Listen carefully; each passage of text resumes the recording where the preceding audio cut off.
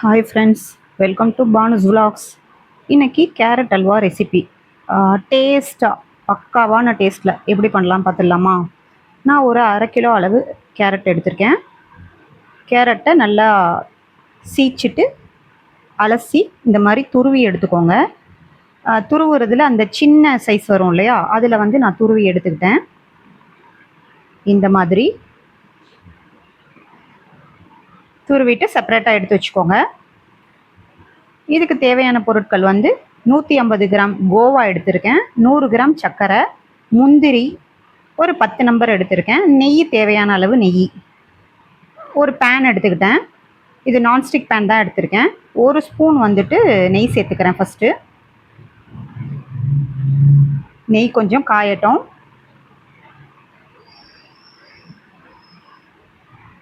நெய் சூடு வந்த பின்னாடி இந்த துருவி வச்சுருக்கோம் இல்லையா கேரட்டு, அதை வந்து இதில் சேர்த்துக்கிறேன். இந்த கேரட் ஹல்வா ரெசிபி வந்து என்னோட சப்ஸ்கிரைபர்ஸ் சிலர் வந்து விரும்பி கேட்டது, அவங்களுக்காக இதை செய்கிறேன்.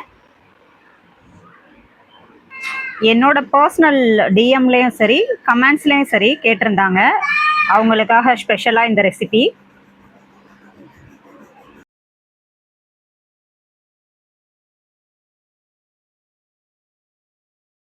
இந்த கேரட் வந்துட்டு ஒரு 5 நிமிஷம் அப்படியே மிக்ஸ் பண்ணிவிட்டு அதில் உள்ள தண்ணியெல்லாம் கொஞ்சம் வந்து ட்ரை ஆகட்டும். லேசாக அப்படியே மிக்ஸ் பண்ணி கொடுங்க.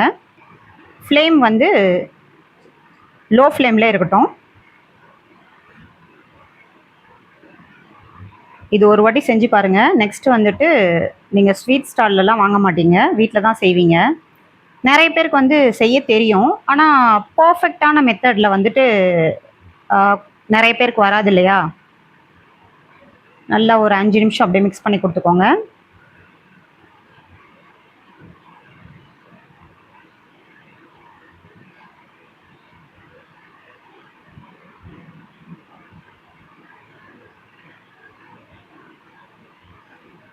அந்த தண்ணி வந்து லேசாக அப்படியே வற்றி வரும்.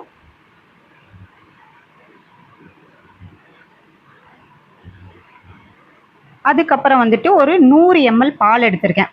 நீங்கள் வந்து காய்ச்சின பால், பச்சை பால் எதாக இருந்தாலும் பரவாயில்ல, நீங்கள் சேர்த்துக்கலாம். நல்லா மிக்ஸ் பண்ணி கொடுத்துக்கோங்க.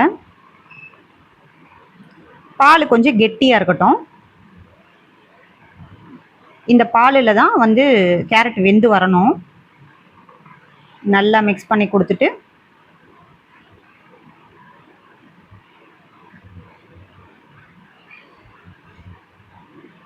ஈவன் பண்ணிவிட்டு ஒரு லிட்டு போட்டு மூடி வச்சுருங்க.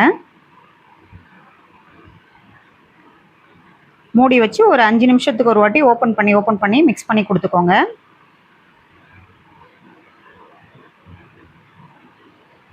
இது வந்து எப்போவுமே கேரட் வெந்த பின்னாடி நம்ம சர்க்கரை சேர்க்கணும். சர்க்கரை வந்து முன்னாடியே சேர்த்துட்டாக்கா கேரட் வந்து வேகாது. ஒரு மாதிரி வந்து தனித்தனியாக அப்படியே திரியாக கேரட் வந்து தனித்தனியாக தெரிகிற மாதிரி இருக்கும். இது வந்து இந்த மாதிரி செஞ்சிங்களா சாஃப்டாக நல்லா வெந்து ஹல்வா மாதிரி இருக்கும். நல்லா மூடி வச்சு மிக்ஸ் பண்ணி கொடுத்துக்கோங்க.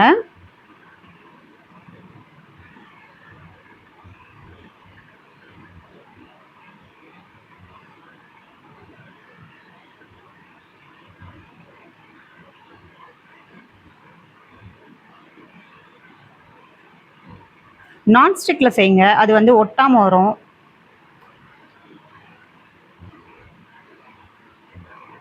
நல்லா ஈவன் பண்ணிவிட்டு கொஞ்சம் வேகட்டும்.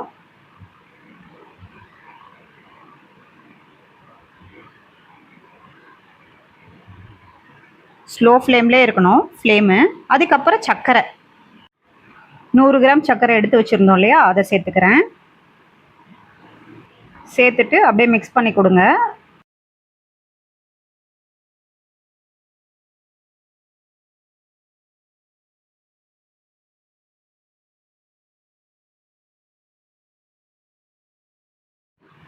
இது வந்து கேரட் வந்து 80% வெந்த பின்னாடி தான் நீங்கள் வந்து சர்க்கரை சேர்க்கணும். சர்க்கரை சேர்த்த பின்னாடி வந்து மெல்ட் ஆகி வரும்.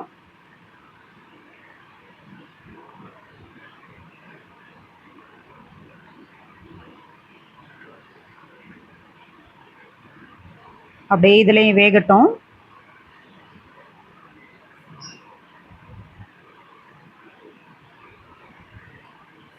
உங்களுக்கு ஏலக்காய் தூள் சேர்க்கணுன்னா இந்த ஸ்டேஜில் நீங்கள் சேர்த்துக்கலாம். நான் சேர்த்துக்கல. மறுபடியும் மூடி வச்சு வேக வைக்கிறேன். அப்பப்போ திறந்து பார்த்து மிக்ஸ் பண்ணி கொடுத்துக்கோங்க.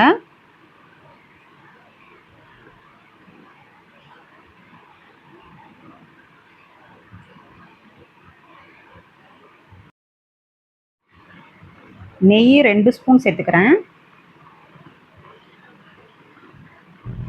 சேர்த்துட்டு அப்படியே மிக்ஸ் பண்ணிக்கோங்க.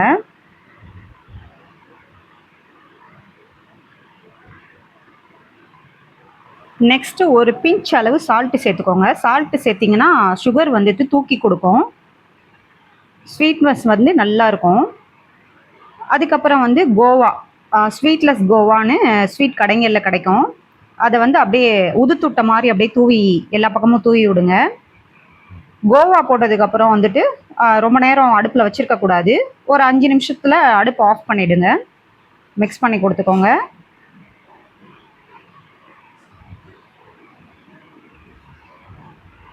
அவ்வளோதான், ரெடி ஆயிடுச்சு.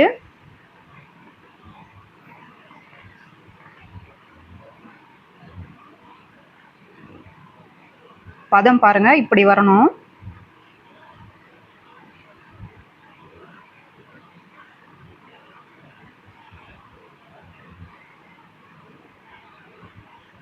இது பாருங்கள், கையில் எடுத்தாக்கா இப்படி வரணும். கையில் ஒட்டாமல் வருது பாருங்கள், அப்படி வரணும். ரொம்ப ட்ரை ஆக்கிடாதீங்க. அப்புறம் நீங்கள் நாளைக்கு சாப்பிடும்போது அப்படியே வந்து ரொம்ப ஹார்டாக இருக்கும். கொஞ்சம் சாஃப்டாக இருக்கிற மாதிரி பார்த்துக்கோங்க. அப்போ தான் நீங்கள் நாளைக்கு சாப்பிடும்போது ஸ்மூத்தாக இருக்கும் சாப்பிட்றதுக்கு. ஒரு 5 நிமிஷம் அடுப்பில் இருக்கட்டும்.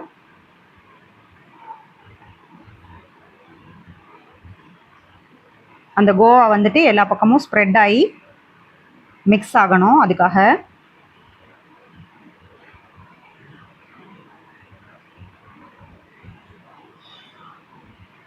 அடுத்து வந்து நெய்யில் வந்து முந்திரி பருப்பை வறுத்து நான் எடுத்து வச்சுக்கிட்டேன். லாஸ்ட்டாக கார்னிஷிங் பண்ணிக்கலாம். நீங்கள் வந்து குங்குமப்பூ சேர்க்கணுன்னாவும் சேர்த்துக்கலாம். இந்த கலரே வந்து பர்ஃபெக்டாக இருக்கும். அதனால் கலரு இதெல்லாம் தேவைப்படாது.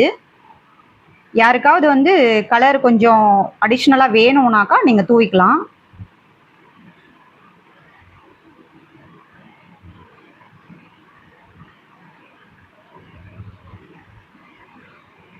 நிறைய பேர் நிறைய மெத்தடில் செய்வாங்க. நீங்கள் இந்த டைப்பில் ஒரு வாட்டி செஞ்சு பாருங்கள். டேஸ்ட் அட்டகாசமாக இருக்கும்.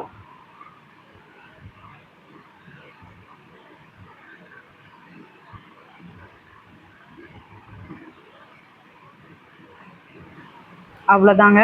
அடுப்பு ஆஃப் பண்ணிவிட்டு நம்ம வந்து சர்விங் பண்ணிடலாம். டேஸ்ட்டு அட்டகாசமாக இருக்கும். இந்த மாதிரி செஞ்சு பாருங்கள் ஒரு வாட்டி, சரியான அளவுகளோட. என்னோட சேனல் பிடிச்சிருந்தா சப்ஸ்கிரைப் பண்ணிக்கோங்க, லைக் அண்ட் சப்போர்ட் பண்ணுங்கள், ஃபேமிலி அண்ட் ஃப்ரெண்ட்ஸ்க்கு ஷேர் பண்ணுங்கள். தேங்க்யூ ஃபார் வாட்சிங்.